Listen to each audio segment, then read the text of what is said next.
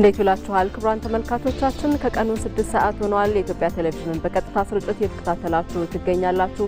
ዜና ኢትዮጵያ ተጀምሯል። የሰዓቱን አበይት ጉዳዮች እናስቀድም።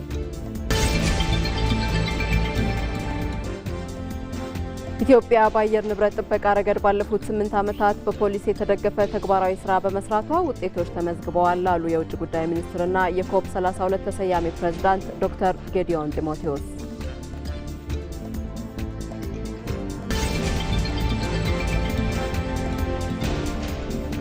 ባለፉት ዓመታት የተከናወነው የአረንጓዴ አሻራ መርሃ ግብር ምርታማ ያልሆኑ አካባቢዎችን ገጽታ ቀይሯል። ዘንድሮም 8 ቢሊዮን ችግኞችን ለመትከል እቅድ ተይዟል።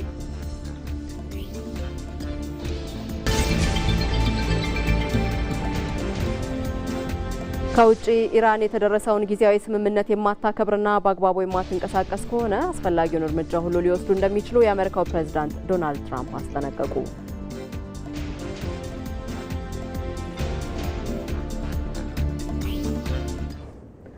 ዜና ኢትዮጵያን እየመራው መታሰቢያ ደረጃ ቆይታ አደርጋለሁ። አብራችሁን ሁኑ። በቅድሚያም ሀገራችን በራሷ አቅም ያልተሞከሩ ግዙፍ ልማቶችን በማከናወን በየጊዜው ወደ ላቀ ደረጃ እየተሸጋገረች ትገኛለች አሉ ጠቅላይ ሚኒስትር አብይ አህመድ።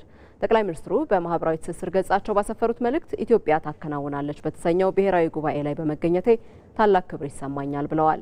ከለውጥ ወደ ዘላቂ ሽግግር በሚል መሪ ቃል እየተካሄደ ባለው ጉባኤ ላይ በየደረጃው የተጓዝንበትንና አሁን የደረስንበትን መንገድ መለስ ብዬ እንድቃኘው አድርጎኛልም ነው ያሉት ጠቅላይ ሚኒስትሩ። ኢትዮጵያ በራሷ አቅም ታላቁን የኢትዮጵያ ህዳሴ ግድብ በመገንባት ያልተሞከሩ ግዙፍ ልማቶችን በማከናወን በየጊዜው ወደ ላቀ ደረጃ እየተሸጋገረች እንደምትገኝም ገልጸዋል። እነዚህ ሁሉ በአጋጣሚ የተገኙ ድሎች ሳይሆኑ በመደመር መንፈስ ላይ ተመስርተው ዘላቂ ለውጥ የሚመጣው በጋራ በመቆም ነው በሚል ጽኑ እምነት የተወሰዱ በቆራጥ ውሳኔዎች የተገኙ ውጤቶች ናቸውም ብለዋል። የጀመርናቸው ለውጦች በራሳቸው የመጨረሻ ግብ አይደሉም፣ ይልቁንም ከኛ በኋላ ለሚመጡት ተከታታይ ትውልዶች የምንጥለው ጠንካራ መሰረት ነው ሲሉም አክለዋል። ሀገርን መገንባት በአንድ ትውልድ ብቻ የሚያበቃ ሳይሆን የሁላችንም የጋራና ቀጣይነት ያለው ስራ በመሆኑ በዚህ ጽኑ እምነት እያንዳንዱ ኢትዮጵያዊ ይህንን መንፈስ ይዞ ወደፊት እንዲጓዝ የተቀበለውን ወረት አግዝፎ ይበልጥ ወደ ላቀ ከፍታ እንዲያመራ ጥሬን አቀርባለሁም ነው ያሉት።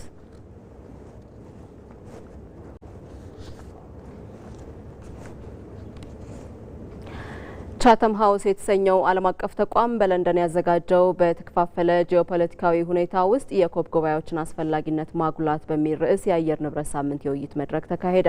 ኢትዮጵያ በአየር ንብረት ጥበቃ ረገድ ያላትን ጠንካራ ራዕይና መርቂ አፈጻጸም ያነሱት ዶክተር ጌዲዮን ጢሞቴዎስ በተለይም ባለፉት 8 ዓመታት ውስጥ በፖሊሲ ተደግፈው ተግባራዊ የተደረጉ አፈጻጸሞችን አጽንኦት ሰጥተው በዚሁ መድረክ ላይ አብራርተዋል።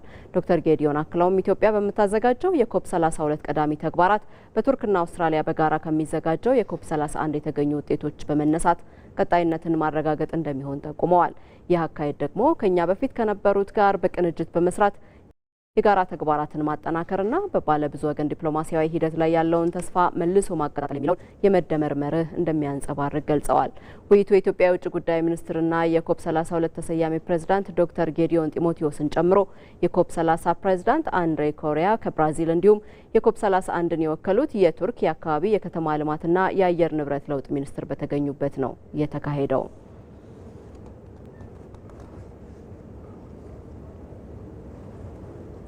የትምህርት ጥራትን በማረጋገጥ ረገድ የመንግስትና የግሉ ዘርፎች ቁርጠኛ ሆነው መስራት እንዳለባቸው በሕዝብ ተወካዮች ምክር ቤት የሰው ሀብት ልማት ስራ ስምሪትና ቴክኖሎጂ ጉዳዮች ቋሚ ኮሚቴ አሳሰበ።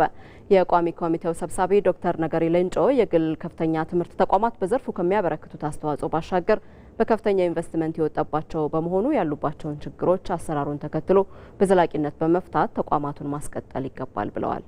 ብሩክታዊት ተገኝ የትምህርት ጥራትን ማረጋገጥ ለሀገር ሁለንተናዊ እድገት መሰረት ነው። በሕዝብ ተወካዮች ምክር ቤት የሰው ሀብት ልማት ስራ ስምሪትና ቴክኖሎጂ ጉዳዮች ቋሚ ኮሚቴም የኢፌድሪ ትምህርትና ስልጠና ባለስልጣንን የ11 ወራት የአፈጻጸም ሪፖርት ገምግሟል። የቋሚ ኮሚቴው አባላትም የተማሪዎችን ብቃት የሚያረጋግጥ ስርዓት በመዘርጋት ረገድ ምን እየተሰራ ነው የሚል ጥያቄን አንስተዋል። በየዘርፉ የሀገሪቱ ልማትና እድገት ለማሳለጥ የሚያስችሉ እውቀት፣ ክህሎትና አመለካከት ይዘው መውጣታቸውን ለማረጋገጥ የሚያስችል ስርዓት በመዘርጋት የክትትልና ቁጥጥር ስራዎች በትምህርት ጥራቱ ላይ ምን ተጨባጭ ውጤት ማምጣት ችለዋል? የኢፌድሪ የትምህርትና ስልጠና ባለስልጣን ዋና ዳይሬክተር ዶክተር አህመድ አብተው በሰጡት ምላሽ የትምህርት ጥራትን ለማሻሻል ሁሉም ተቋማት ጥራትን ታሳቢ አድርገው እንዲሰሩ ለማስቻል እየተሰራ ነው።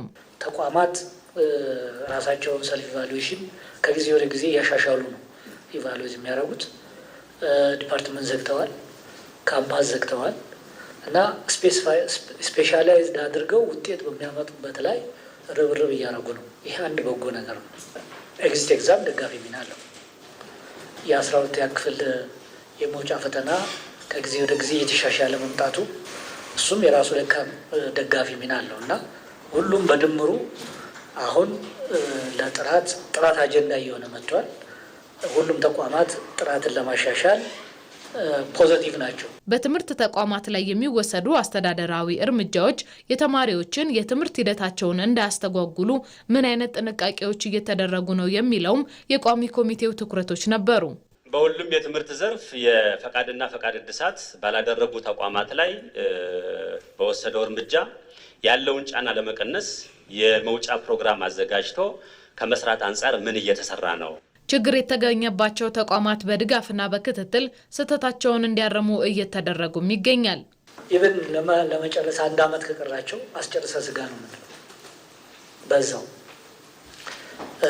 የተዘጋ ካለ ደግሞ የህግ አለ። አሁን አንድ ተማሪ ሊመረቅ የሚችለው 50+ ኮርሱን በወሰደበት ዩኒቨርሲቲ ነው ይላል። አሁን ይሄ በጤናማ ሁኔታ ነው። ዩኒቨርሲቲ ከተዘጋ አንድም ኮርስ ቢቀረው በሌላ ዩኒቨርሲቲ ተምሮ እንዲጨርስ በልዩ ሁኔታ እየወሰን እንጽፋለን። የቋሚ ኮሚቴው ሰብሳቢ ዶክተር ነገሪ ሌንጮ ሀገራዊ የትምህርት ስትራቴጂን ተግባራዊ በማድረግ ለሀገር በቀል እውቀቶች ትኩረት የሰጠ ስርዓትን መዘርጋት ለነገ የማይባል የቤት ስራ መሆኑንም አሳስበዋል። ከሀገር ስትራቴጂክ እቅድ ጋር ማያያዝ አለብን። ጥራት እንዲሁ ዝም ብሎ ነገር እንዳልሆነ ትልቅ ትርጉም የሀገራዊ ትርጉም ያለው እንደሆነ ይዘን ልንሰራበት ይገባል የምለው መያዝ ያስፈልጋል። በአጠቃላይ ትምህርት ዘርፍም እንደዚሁ ያሉ ክፍተቶች እንዲስተካከሉ ቴክኖሎጂንም በመጠቀም ትራንስፓረንሲ እንዲኖር፣ ግልጽነት እንዲኖር ተቋማት ጋር ጥራትን ለማስጠበቅ ጥረት ተደርጎ መሰራት አለበት። ቋሚ ኮሚቴውም በቀጣይ የተለዩ ክፍተቶችን በማረም ጥራቱን የጠበቀ ትምህርትና ስልጠና ለዜጎች ተደራሽ ለማድረግ በቁርጠኝነት መስራት እንደሚገባ አሳስቧል።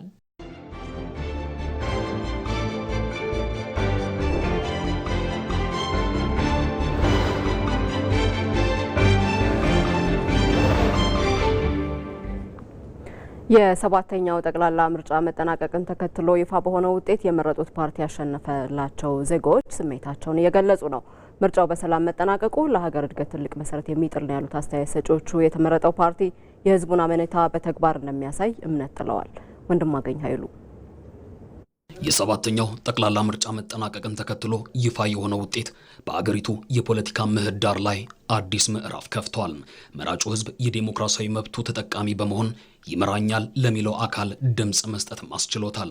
የኢትዮጵያ ብሔራዊ ምርጫ ቦርድ ይፋ ያደረገው የምርጫ ውጤት የህዝብ ድምጽና እምነት ከተስፋ ባሻገር ትልቅ ሀገራዊ ኃላፊነት ይዞ የመጣ መሆኑን በግልጽ ያሳያል። በተለይም መራጮች እምነት ጥለውበትና በምርጫ ካርዳቸው ይሁንታ የሰጡት ፓርቲ ማሸነፉን በማረጋገጣቸው የተሰማቸው ደስታ እጥፍ መሆኑን አስተያየት ሰጪዎች ተናግረዋል። ምርጫው ፍጹም ሰላማዊ፣ ዲሞክራሲያዊና የህዝብን ድምጽ በአግባቡ ያስተናገደ መሆኑን የገለጹት አስተያየት ሰጪዎቹም የምርጫው ውጤት ለሀገር መረጋጋትና ለቀጣዩ የእድገት ጉዞ ትልቅ ተስፋን የሰነቀ ነው። የመረጥኩት መንግስት አደራ የሰጠሁትን መንግስት በዚህ ልክ ምርጫ ቦርድ ፍትሃዊ በሆነ መንገድ ስላሳወቀ በጣም ደስ ብሎኛል። ትላንት ላይ በነበረው ውጤት ያው ሰምቻለሁ። እንደ ሀገርም እየጠበቅኩት ነው። እኔ በበኩሌ እንደጠበቅኩ አግኝቻለሁ እና በጣም ደስ ብሎኛል። የመረጥኩት ድምጽ ዋጋ አግኝቷል። ዋጋ ስላገኘ በጣም ደስ ብሎኛል። ህዝቡ እያንዳንዱ በጠዋት በነቂስ ወጥቶ ይሄ የምሬን ነው ብሎ ይሄ ዘንድሮ ምርጫ ደግሞ ይለያል። እያንዳንዱ ታማሚው ጭምር ወጥቶ የመረጠበት አይነት ወይ ነበርና በጣም እንደራሴ እንደ አንድ ዜጋ ኩራት ተሰምቶኛል። እኔም እንደ ነዋሪ እንደ መራጭ የመረጥኩት ፓርቲ አሸንፎ ዛሬ የምርጫ ቦርዱ ባወጣው መግለጫ እጅግ በጣም ደስታ ተሰምቶኛል። ዜጎች ደስታቸውን ከመግለጽ ባለፈም አዲሱ ተመራጭ መንግስት በቀጣይ የሥራ ዘመኑ በትኩረት ሊሰራባቸው የሚገቡ ዋና ዋና ሀገራዊ ጉዳዮችንም አንስተዋል። ልማቱ በቃ በተጠናከረ መንገድ መቀጠል አለበት። የተለያዩ ካምፓኒዎች ወደ ሀገር እንዲገቡ በማድረግ እዛ ካምፓኒዎች ደግሞ ወጣቶችን ማሳተፍ አለበት። የልማት ስራዎች ተጠናክሮ እንዲቀጥሉ በሀገር ደረጃ የተለያዩ ቦታዎች እየተሰሩ ነው ያሉት። አሁን የሀገር ኢንተርናሽናል ኤርፖርት ደብረ ዘይት ላይ እየተሰራ ነው ያለው። እንደዚሁ ደግሞ የተለያዩ ቦታዎች ላይ የተለያዩ ፕሮጀክቶች እየተሰሩ ያለው አለ። ልክ አባይን ገድበን እንደጨረስ ነው ደግሞ ከዚህ በላይ ደግሞ የተለያዩ የጋዝ የመዳበሪያ ፋብሪካ የተለያዩ እነሱንም አጠናክረን ሰርተን ደግሞ ኢትዮጵያችንን ወደ ተሻለ ቦታ እንደምናደርስ ያው ተስፋ አለን። አሁን ወደፊት የተሻለ ነገር ሊፈጠር ይችላል ብዬ ገምታለሁ። የባህር በር ጉዳይ የዲፕሎማሲ ጉዳይ ነው። ጥሩ እየሄደበት ነው መንግስት። ተመራጩ መንግስት የሀገርንና የዜጎችን ሰላም ማስጠበቅ ላይ በትኩረት ሊሰራ እንደሚገባም በመጠቆም ይህ ያለፈው ፓርቲ ደግሞ ይሰራል የሚል እምነትም ስለነበረኝ መርጫለሁ። አሁንም ቢሆን ኃላፊነቱን የወሰደው ፓርቲ ከዚህ በኋላ በሀገራዊ ምክክሩም ሆነ በዚህ በሀገራዊ ምርጫም በተለያየ ሁኔታ ህዝቡ ወደ ሰላማዊ መንገድ እንዲመጣ ኃላፊነት ወስዶ የተመረጠው ፓርቲ ሊሰራ ይገባል የሚል እምነት አለ። ሀገራዊ መግባባትን እንዲመጣ አሁን ላይ የተጀመሩ የሀገራዊ ምክክሮች አሉ። እነዛ ሀገራዊ ምክክሮች በሚገባ በተጠናከረ መንገድ መቀጠል አለባቸው። ይህ ያለፈው ፓርቲ ደግሞ ይሰራል የሚል እምነትም ስለነበረኝ መርጫለሁ። አሁንም ቢሆን ኃላፊነቱን የወሰደው ፓርቲ ከዚህ በኋላ በሀገራዊ ምክክሩም ሆነ በዚህ በሀገራዊ ምርጫም በተለያየ ሁኔታ ህዝቡ ወደ ሰላማዊ መንገድ እንዲመጣ ኃላፊነት ወስዶ የተመረጠው ፓርቲ ሊሰራ ይገባል የሚል እምነት አለ። ሀገራዊ የሰላም ጉዳዮች አሉ፣ የልማት ጉዳዮች አሉ። እነዛን ጉዳዮችን በአግባቡ ይዞ ህዝባችንን ማሻገር መቻል አለበት ብለን እናምናለን።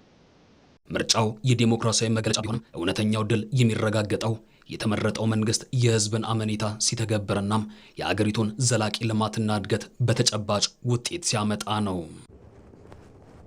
በሌላ ዜና ተፎካካሪ ፓርቲዎች ሰባተኛው ሀገራዊ ምርጫ ካለፉት ምርጫዎች በእጅጉ የተሻለ ስለመሆኑ ተናግረዋል። ተፎካካሪ ፓርቲዎቹ በተለይ የምርጫ ቦርድ የተሰጠውን ኃላፊነት የመወጣት አቅሙ እያደገ ስለመምጣቱ ምን ያነሱት ሰዳት መሐመድ ሳኒ የምርጫ ውጤት ይፋ መደረጉን ተከትሎ የተፎካካሪ ፖለቲካ ፓርቲ አመራሮች በሂደቱ ላይ ያላቸውን ምልከታና በቀጣይ የሚመሰረተው መንግስት ዙሪያ ያላቸውን አቋም አንጸባርቀዋል። ፓርቲዎቹ አጠቃላይ የምርጫ ሂደቱ ሰላማዊ፣ ፍትሐዊና ግልጽ እንደነበረ አመልክተዋል። በተለይ የህዝቡ ተሳትፎ ይበል የሚያሰኝ እንደነበረም ጠቁመዋል። በድህረ ምርጫ ወቅትም ችግር እንደሌለ አይተናል። ምርጫ ቦርድም ከድምፅ ቆጠራ ጋር ተያይዞ የወሰደው እርምጃ የተከደበት መንገድ የተሻለ ነው ብዬ አስባለሁ። የህዝቡ ተሳትፎ ነቂስ ወጥቶ ያው ድምጹን ለማሰማት ያደረጋቸው እንቅስቃሴዎች በጣም ጥሩ ነበሩ። የተሻለ ውጤት አግኝተን እንግዲህ አንድ መቀመጫ ለማሸነፍ ችለናል። ምርጫ ላይ ስትወዳደር የምትጠብቀው ውጤት አለ። ጥሩም ይሁን መጥፎም ይሁን ተቀብለህ የምትጠብቀው ውጤት አለ። ምርጫው በሰላማዊ መንገድ ተካሄደ ብለን ነው እንደኛ ፓርቲ የምናምነው። የተፎካካሪ ፓርቲ አመራሮች የምርጫ ቦርድ የመፈጸም አቅምና እንዲሁም ከፍትሐዊነት አንጻር ከዚህ በፊት ከነበሩ የምርጫ ኩነቶች በእጅጉን መሻሻሉን ጠቁመዋል። ምርጫ ቦርድ ሂደቱን እጅግ በጣም ጥሩ እየተከታተለ እንደ ሁሉም ክልሎች ላይ ማለት ይቻላል የመራጩ ህዝብ የመጣው ካርድ ምንም ሳይዘባረቅ ከምዝገባ ጀምሮም ሂደቱ እጅግ በጣም ጥሩ ነበር። እኛም እንደ ብሔርን ድርጅት የተወሰነ ድምፅ አግኝተናል። አሁን ባገኘነው ድምፅ ልክ ቀጣይ በተሰጠው ምርጫ ቦርድ የሰጠው ይፋ መግለጫ ሙሉ በሙሉ ማህበረሰቡን የሰጠን ድምፅ ተቀብለን አክብረን ቀጣይ ራሳችንን ከክልሉ መንግስት ጋርና ከፌደራል መንግስት ጋር አብረን ለመስራት ህዝቡን ለማገልገል ለማጠናከርና ለመስራት ዛሬን አዘጋጅተናል። ፓርቲዎቹ መንግስት ከሚመሰረተው ፓርቲ ጋር ተባብረው ለኢትዮጵያ ብልጽግና እንደሚሰሩም አመላክተዋል። ትላንትና በተገለጸው መሰረት ብልጽግና ከ438 ወንበር ማግኘቱን ይፋ ተደርጓል። በዚህ መሰረት ያው መንግስት የሚመሰርት ይሆናል።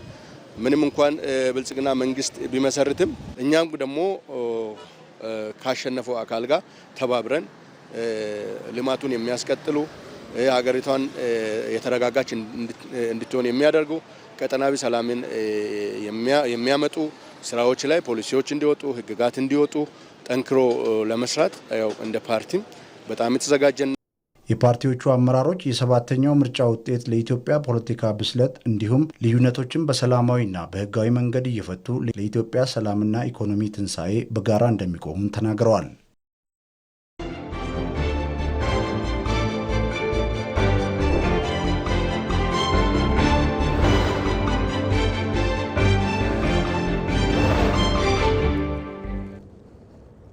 በሲዳማ ክልል በአረንጓዴ አሻራ መርሃ ግብር ከ900 በላይ ንዑስ ተፋሰሶችን ማልማት ተችሏል። በክልሉ ባለፉት ዓመታት በአረንጓዴ አሻራ መርሃ ግብር ከ1.7 ቢሊዮን በላይ ችግኝ የተተከለ ሲሆን የደን ሽፋኑን ወደ 24 በመቶ ማሳደግ ተችሏል። አስረሳ ወጌሼ የአረንጓዴ አሻራ መርሃ ግብር የአፈርና ውሃ ጥበቃ ስራን በማጠናከር የተለያዩ አካባቢዎች ገጽታቸው እንዲቀየር አድርጓል። በሲዳማ ክልል ወንዶ ገነት ወረዳ ሆሻና ሶያማ ቀበሌ ነዋሪዎችም 290 አባላት ባለው ማህበራቸው 570 ሄክታር የሚሸፍነውን የጭኮ ተፋሰስ ከስጋትነት ወደ ተጨባጭ ጥቅም ማሸጋገር ችለዋል። የማህበሩ አባል ወጣት መለሰ ብርሃኑም በልማቱ ሰፊ ተሳትፎ አድርጓል። ከመሰረቱ ጀምሬ እዚህ ነበርኩኝ። ከዚህ በፊት ጎርፍ መጥቶ ነበር። እንዶ መንግስት ራሱ እርዳታ ለህዝቦች አርግቶ ነበር። አሁን በማህበር ተደራጅተን አንድ ላይ ሁሉም ሰው አንድ ላይ ወጥቶ ነው ሰራው እና አሁን ምንም የለም ጎርፍ የሚባል። ሌላኛዋ የማህበሩ አባል ብዙነሽ ታሪኩም በማህበሩ ባከናወኑት የአካባቢ ጥበቃ ስራ ወደ ንብ ማነብ ስራ ገብታለች። አረንጓዴ አሻራ ተብሎ በየአመቱ ተከላል፣ ግን ጠባቂ ስለሌለው ይበላሻል፣ ይጠፋል፣ ከብቶች ይገቡበታል። ማህበሩ ከተደራጀ ወደ በዚህ ደን እየጠበቅን ተደራጅተን ንብ እያነብን እንገኛለን። በአካባቢ ጥበቃ ላይ የተሰማራው ይህ ማህበር ከዚህ የበለጡ አላማዎችንም ይዘዋል። ወደፊት ብዙ እቅዶች አሉን። እንደኛ ሳብ የንቡንም እናስፋፋለን ብለናል። ደግሞ ይሄንን አረንጓዴ አሻራዎችን ደኖችን በመጠበቅ ካርበን እንሸጣለን የሚል እቅድ አለን። የአረንጓዴ አሻራ መርሃ ግብር በወንዶ ገነት ወረዳ ያለውን ነባር የደን ጥበቃ ስራ ለትውልዱ ለማሻገር ያገዘ ስለመሆኑም የወረዳው የተፈጥሮ ስራ ሂደት አስተባባሪው አቶ ሀብታሙ ዳሪሞ ይገልጻሉ። ባለፉት 6 እና 7 ዓመታት ከ70 ሚሊዮን በላይ ችግኞችን በእኛ ወረዳ መትከል ችለናል። ያሉን ወደ 18 ተፋሰሶች ናቸው። ስለዚህ በአንድ በኩል ተፈጥሮን እንጠብቃለን፣ ወደ ነበረበት እንመልሳለን። አርሶ አደሩ በአካባቢው ላይ ያለውን እድል የደኑንም ሆነ የግጦሽ ሳሩንም ተጠቃሚ እንዲሆኑ የማድረግ ስራ ሲሰራ ነበር። ግሪን ሌጋሲው ለዚህ መሰረት ሆኗል። በሲዳማ ክልል ባለፉት ዓመታት በአረንጓዴ አሻራ መርሃ ግብር ከ1.7 ቢሊዮን በላይ ችግኞች የተተከሉ ሲሆን ይህም የክልሉን የደን ሽፋን ወደ 24 በመቶ ማሳደግ መቻሉን የክልሉ እርሻና ተፈጥሮ ሀብት ልማት ቢሮ የተፈጥሮና ደን ልማት ዘርፍ ኃላፊው አቶ አበባየሁ በየነ ተናግረዋል። የደን ሽፋናችን በፊት ከነበረበት ወደ 24% የሚጠጋ ነው። 1354 የሆነ ተፋሰስ አለን እንደ ክልል።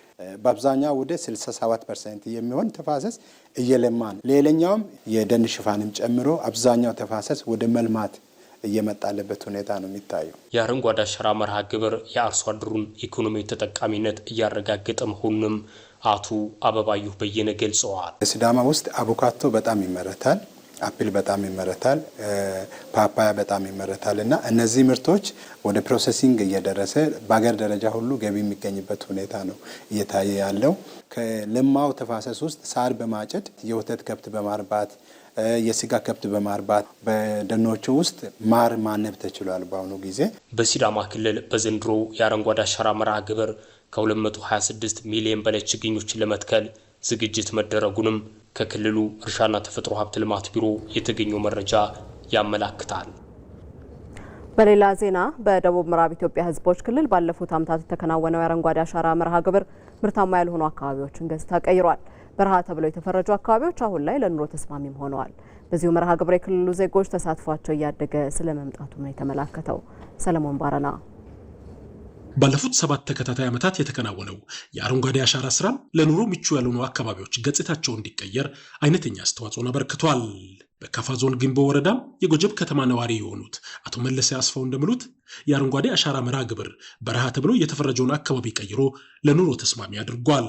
ይሄ 2 ቁጥር አካባቢ ነው የሚባለው፣ 2 ቁጥር በረሃ ነው የሚባለው። በረሃ ያሰኘው ምንድነው? የተጓለጠ ምንም እጽዋት የሌለ ምድረ በዳ አይኑን አሻግረ ሲታይ ማየት የማትችልበት ሀሩር ነበር። አሁን እንዲህ አምሮ ስናይ እጅግ በጣም በቃ ከወልደነው ልጅ አሳድገን እንደምንደሰተው ነው የሚያስደስተን። ሁሉ ነገር የተመቻቸው ጠቅላይ ሚኒስትራችን ባወጡት ራዕይ መሰረት ስለ አረንጓዴ አሻራ ትኩረት በመሰጠቱ በየዓመቱ እየቀጠልን ያለ ነው። አሁን በፊታችንም ደግሞ እንቀጥላለን። ነዋሪዎቹ የአረንጓዴ አሻራ ትሩፋት የሆኑ ሀብቶችን ጠብቀው ለማቆየትና ተጠቃሚነታቸውንም ይበልጥ ለማጎልበት እየተጉ እንደሚገኙም ገልጸዋል።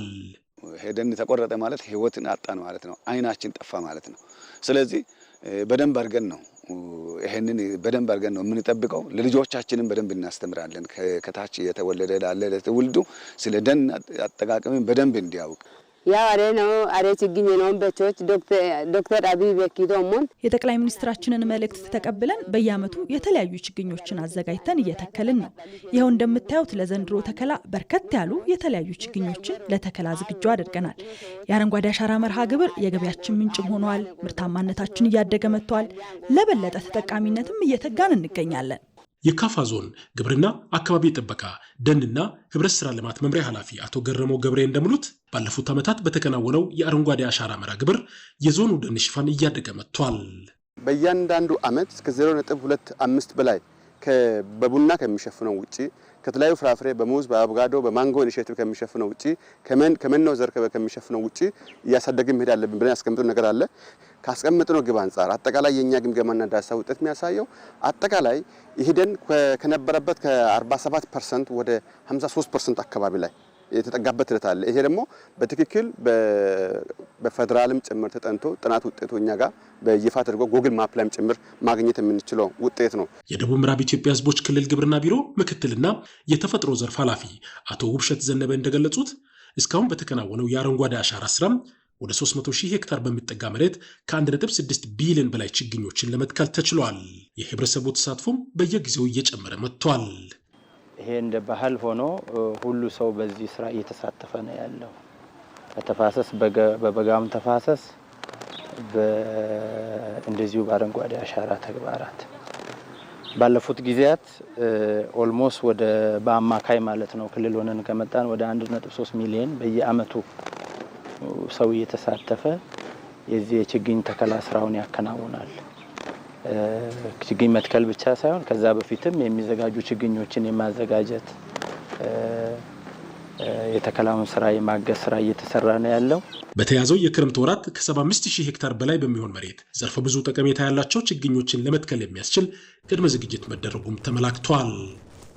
ዘገባዎቻችን እንደቀጠሉ ናቸው። በደጋግ ኢትዮጵያውያን ተሳትፎ የሚሰራው የበጎ ፈቃድ አገልግሎት የዜጎችን የኑሮ ደረጃ በማሻሻል የታሪክ ጥፋትን እያስመዘገበ ይገኛል። በደቡብ ኢትዮጵያ ክልል ከ3.6 ሚሊዮን በላይ ዜጎች የሚሳተፉበት የ2018 የክረምት ወራት በጎ ፈቃድ አገልግሎት ርዕሰ መስተዳደር ጥላሁን ከበደ በተገኙበት ተጀምሯል።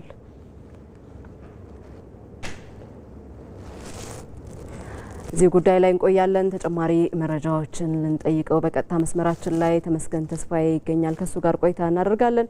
ተመስገን እንዴት ውለሃል? በዚሁ ቀደም ሲል በጠቆም ነው የማስጀመሪያ መርሃ ግብር ላይ ምን አይነት መልእክቶች ተላለፉ? አጠቃላይ መርሃ ግብሩ ምን ገጽታ አለው? አመሰግናለሁ። ቀደም ሲል መግቢያ ላይ አንቺም እንዳነሳሽው በደቡብ ኢትዮጵያ ክልል ደረጃ የ2018 ዓ.ም የበጋ ወራት የበጎ ፈቃድ አገልግሎት ማጠቃለያ እንደዚሁም ደግሞ የ2019 ዓ.ም 18 የክረምት ወራት በጎ ፈቃድ ስራ ማስጀመሪያ መርሃ ግብር ርዕሰ መስተዳድር ጥላሁን ከበደ በተገኙበት በጋሞ ዞን ምዕራብ አባያ ወረዳ ላይ ተጀምሯል። ሙላ ሻላቶ ተብሎ በሚጠራ አካባቢ በተጀመረው በዚህ የክረምት በጎ ፈቃድ ማስጀመሪያ መርሃ ግብር በአጠቃላይ በአምና የተከናወኑ ስራዎች ምን ይመስላሉ የሚለውን መነሻ ካደረጉ በኋላ በዘንድሮ መርሃ ግብር የተለየ ስራ ለመስራት ታቅዶ ወደ ስራ መገባቱን በስፍራው የተገኙት ርዕሰ መስተዳድር ጥላሁን ከበደ አንስተዋል። በተለይም አቅመ ደካሞችን የማገዙ ስራ የኢትዮጵያውያን ባህል የሆነ መምጣቱን ተከትሎ ጠቅላይ ሚኒስትር ዶክተር አብይ አህመድ ባስጀመሩት ኢኒሼቲቭ መነሻ በደቡብ ኢትዮጵያ ክልል ባለፉት 8 ዓመታት አመርቂ ስራዎች መከናወን መቻላቸውን አንስተዋል። በዚህም የተሻለ ውጤት የተመዘገበ መምጣቱን ነው ያነሱት። በዘንድሮ የ2018 የሰባተኛው ጠቅላላ ምርጫ በስኬት በክልሉ በተጠናቀቀበት ማግስት ይህ የመጀመሪያ ተግባር ሆኖ ሲከናወን የጠንካራ መንግስት ግንባታ የመጀመሪያ ምዕራፍ ስራም ሆኖ የበጎ ፈቃድ አገልግሎት ስራ ተጠናክሮ ይቀጥላል ሲሉ ርዕሰ መስተዳድር ጥላሁን ከበደ በመርሃ ግብሩ ላይ ባስተላለፉት መልእክት አንስተዋል። ኢትዮጵያውያን ደጋግ ልቦችን ይዞ የሚሰሩት ይህ ስራ ባህል እየሆነ ከመሄዱ ባሻገር የታሪክ ጥፋትንም እያስመዘገበ መምጣት መቻሉን የተናገሩትና በዘንድሮ መርሃ ግብር አቅመ ደካሞችን የማገዙን ተግባር ጨምሮ በክረምት ወራት በርካታ ተግባራት 18 ዘርፎች ላይ እየተከናወኑ እንደሚቀጥሉም ነው ያነሱት። በመሆኑም በቀጥሎ ባሉ ጊዜያቶች የሚከናወኑ ስራዎችን ከዳር ለማድረስ በሚደረገው ጥረት ሁሉ የክልሉ ማህበረሰብ በንቃት ሊሳተፍ ይገባል ሲሉ መልእክታቸውን አስተላልፈዋል።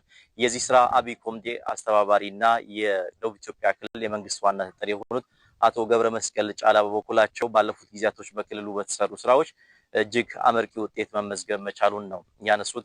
ባለፈው ዓመት 15000 ቤቶችን ማደስና መገንባት መቻሉን አንስተው በዘንድሮ በተለየ መልኩ ደግሞ የብሎኬት ቤቶችን የጡብ ቤቶችን በመገንባት በጭቃ የሚሰሩ ቤቶችን ደረጃቸውን በማሻሻል አቅመ ደካሞችን ለማገዝ የሚያስችሉ ስራዎችን ለማከናወን ታቅዶ ወደ ስራ መገባቱን አንስተዋል። በዚህ መርሃ ግብር ከ3.5 ሚሊዮን በላይ የሚሆኑ የማህበረሰብ ክፍሎችን ተጠቃሚ የሚያደርግ እንደዚሁም ደግሞ 3.5 ቢሊዮን የሚሆኑ የማህበረሰብ ክፍሎችን ተጠቃሚ የሚያደርግ ስራ ይከናወናል ተብሎ ይጠበቃል። በመርሃ ግብሩ ላይ ከፍተኛ የመንግስት የስራ ኃላፊዎች ተገኝተዋል። ቀጥሎ ባሉ ጊዜያቶች ይህንን ስራ አስፋፍቶ የመቀጠሉ ተግባር ይከናወናል ተብሎ ይጠበቃል። ለአሁን ያለኝ መረጃ ይህንን ይመስላል። እናመሰግናለን ተመስገን። መልካም ጊዜ። ወደ ውጭ ዜና አለፍን። ኢራን የተደረሰውን ጊዜያዊ ስምምነት የማታከብርና በአግባቡ የማትንቀሳቀስ ከሆነ አስፈላጊውን እርምጃ ሁሉ ሊወስዱ እንደሚችሉ የአሜሪካው ፕሬዝዳንት ዶናልድ ትራምፕ አስጠነቀቁ።